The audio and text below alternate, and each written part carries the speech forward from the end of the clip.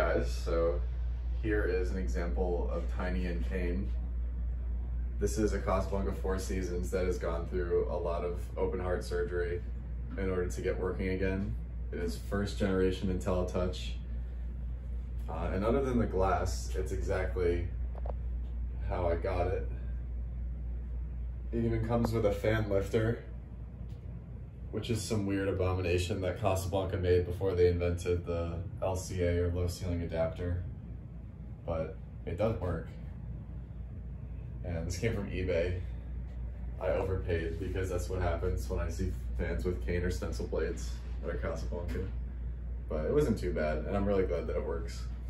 So this has new bearings and a new board. You can run it through demo mode if you want.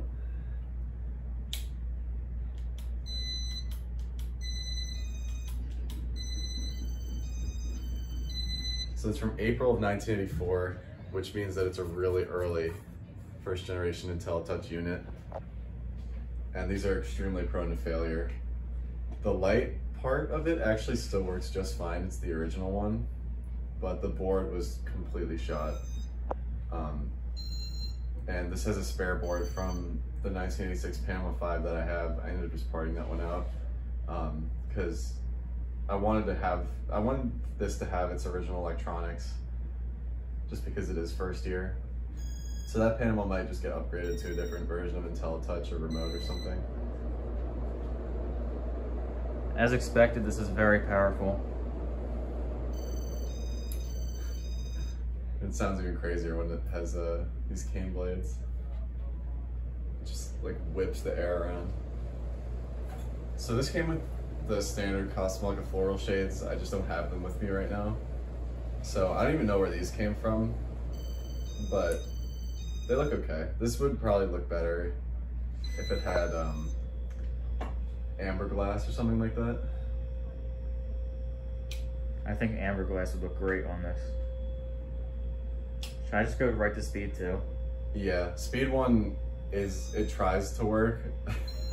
So it ends up stalling out. Yeah, it ends up stalling out after a while, so it's probably gone bad.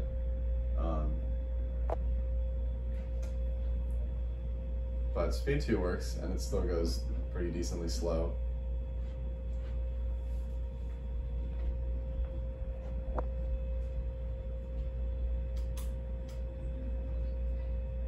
Yeah, you could dim it a little bit, and then you could turn off the overhead lights if you want. All right.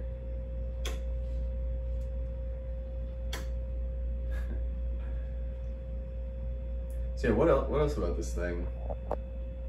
It's just, you don't see Casablanca cane very often at all. Yeah, you definitely don't. Especially in the short variety. This thing was also loaded with dust. It was one of the dirtiest fans I've ever seen inside the motor housing. Filled with thick dust and dead bugs. Yep. I have a theory that this was used non-stop when it was installed because the bearings were still free moving, but they screeched like a train. I'm gonna go to speed 3. I think they only finally got rid of it once it stopped working properly. The original board was almost completely dead. Sometimes it would cycle through demo mode, but then other times nothing would even power on. Yeah. So the whole thing was just weird. And then the light would dim down. Which it really, it's not supposed to do unless it's on demo mode. Oh, and somebody cut the original crossbar screws. Let me see if I can find for some reason.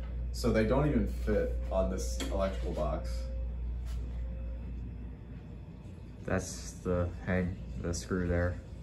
Yeah, cut. You can, and I don't know, something weird was definitely going on with this being on this low ceiling adapter, whatever. Also, I'm gonna show the original board. Okay.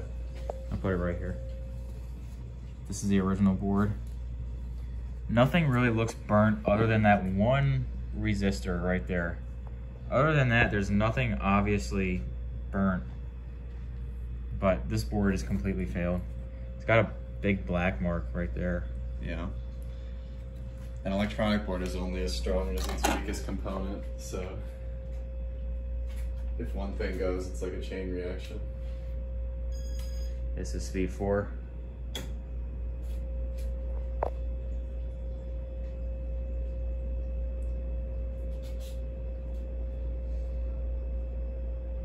get a lot of air from this if you stand like directly underneath it.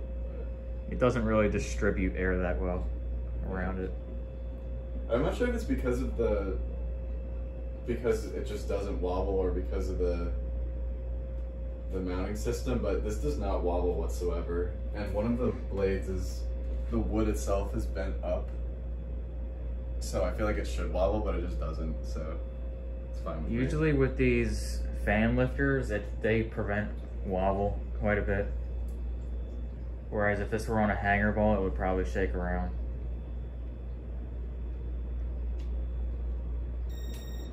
And this is speed 5.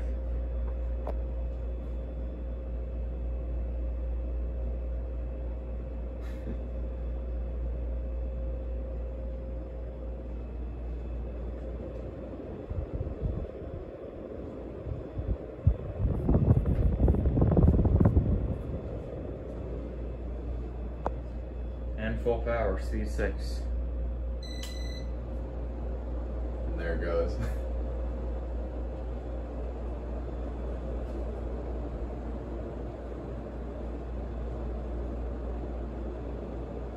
It's amazing the lengths collectors will go to restore a Casablanca fan just because it is Casablanca.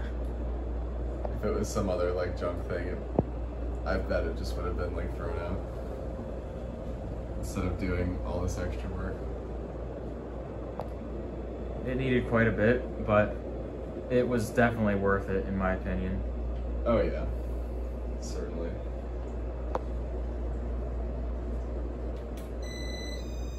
The other thing is that it seems that depending on what control you use with it, or flick mode, or just something about it, the board would act differently. Like it's acting totally normal right now, but when we first powered it up with the new board, it was freaking out, and the beeper was, like I took a video of it, but the beeper was just going crazy for some reason.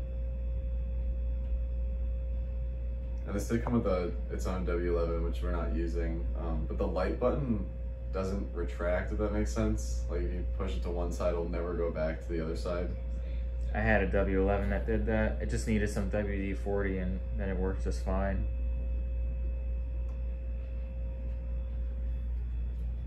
One more look at it, and let me get a side view of that warp blade, which is actually this one right here.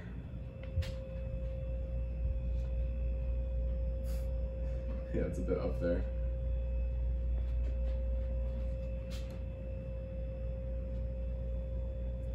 And we didn't put the hatch on because in order to get it back off, you just can't even get a screwdriver in there. You have to use just like a screwdriver bit.